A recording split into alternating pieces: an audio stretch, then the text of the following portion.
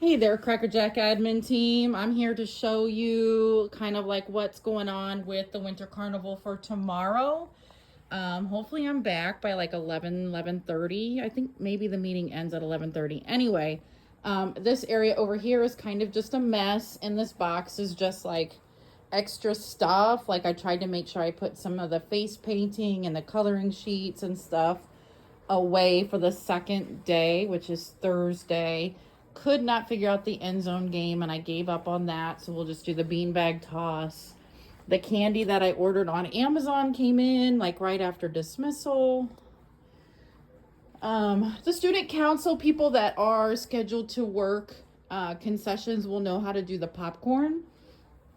And then Mr. Jamerson is going to start the slushies for us in the morning. And so the good thing is that our first session is not until like 9:40. Hopefully the slushies are slushified by then. Here on the counter, I have the candy buckets. So the stations that need candy are listed here. You'll have to take a bucket of candy and then go put it at that station. I didn't want to leave the candy out there because I didn't want people taking it. I'm hoping that this candy sustains us for the most part for today. And then we'll have this for day 2. And then I do have the concession box for the student council people. And taped here is a schedule. And then also on the outside of the door is a schedule. So you can see that the first session is 9:40. It is 3rd grade, and it shows you the students and the adults that are working each session. So we got 3rd grade at 9:40 and then 5th grade at 10:30. So you have 10 minutes in between each grade level to kind of try to reset, pick things up, make sure the candies are still good, make sure like things are reset. And the student council people that are helping will help with that as well. Okay, so here is where we have the pie in the face, which is 100 tickets. Over here is the cakewalk, which I don't know, other people have played it differently. I've always just done it as like musical chairs, but they're standing up.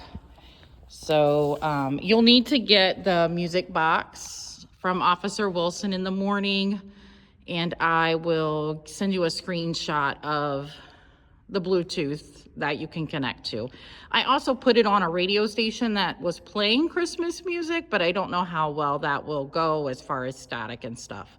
So anyway, the cakewalk, you're just gonna let up to 9 students pay for this event, and they will choose a square to stand on.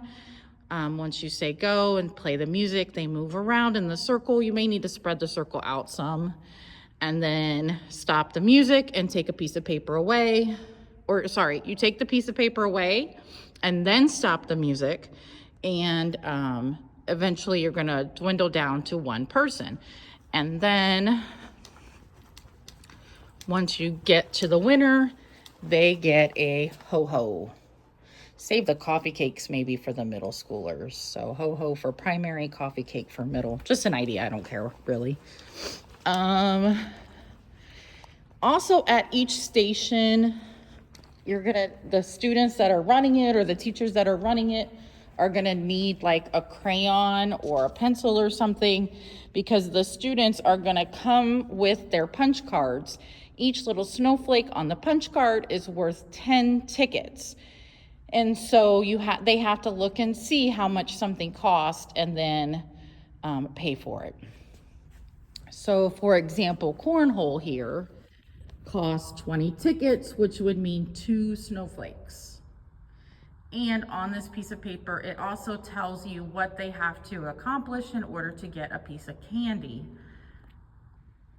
It's hard with the little kids, like use your judgment, I guess. But I just don't want to run through the candy too quickly.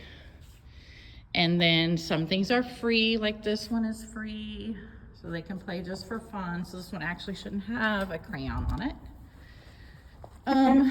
The basket toss, The way it's designed is you put this on your head, and then your friend tries to get the balls are in here, tries to get the basketballs in the basket case on your head.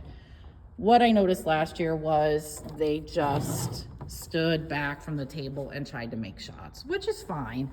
So you can see that they need to get 5 balls in the basket to get a piece of candy. This is the disc drop, so the goal is to get at least 15. So they could aim for the 5. And then that person got 2 points, but they can go, I should probably pull these out. They get to go up to 4, 5, 6. They get 6 turns. And then once they've used all their coins there, their turn is over. If they've gotten at least 15 points, they get a piece of candy. And there's a crayon there.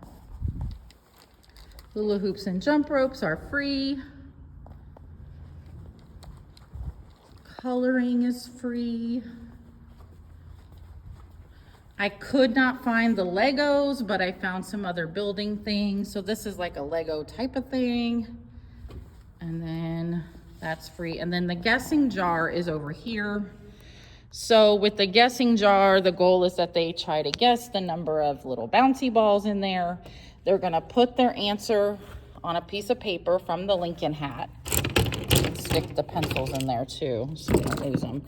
I put on the directions that they have to put their first name, their second name, and their guess on the piece of paper. And then they put their piece of paper in this clear box that says guesses go in the clear box. If they don't put their first and last name on it, then I'm not gonna pick them to win. And then we've got skee ball, which is a free one. And that one's not on our poster because I think we just forgot about it maybe. And then this one, it seems kind of a little bit lame. You're probably gonna have to try to inflate it. I have inflated it like 3 times this afternoon. So this one may be a dud, but they can try it if they want. I said score 2 rings for a piece of candy. This is the photo booth area. We decided to just leave the gingerbread thing up because it is cute. There is a chair that they can stand on or kneel on in the back if they're too short. And there's a bucket of stuff from my house, like my cosplay, kind of like fun stuff if they want to put on a fun hat. And the photo booth is 70 tickets, so that's a more expensive one. And there's a note on there that says pictures will be delivered or will arrive in January. So they won't get their printed picture until we come back from winter break. This is the end zone game that I couldn't fix, so it's just a beanbag toss. There's beanbags in here. And I think it just says get at least 1 beanbag in the net to get a piece of candy. The duck pond here is only for grades kindergarten through 3rd grade. And the person running it is usually an adult. I think it's Miss Rockhold because I don't want kids playing with the water. But usually like K and 1, they just have to match the duck, right? So this is a 2. They find another 2, then they get a Teenage Mutant Ninja Turtle tattoo from the bag. When we get to like 2nd and 3rd grade, you can mix it up and be like, okay, you got a 3 and a 2. Add those 2 numbers together, and if they get it right, then they get a prize. And then this is the face painting station. There's face painting kits in here. Again, I only used about half of what we have. There will be paint brushes inside the kits, and then they're gonna need paper towels. I'll put some paper towels out here, and then water to keep the paintbrushes clean. That's kind of an expensive one too because it just ends up getting real popular. I think that's everything. Cannot think of anything else, so hopefully that helps, and I will see you guys when I get back.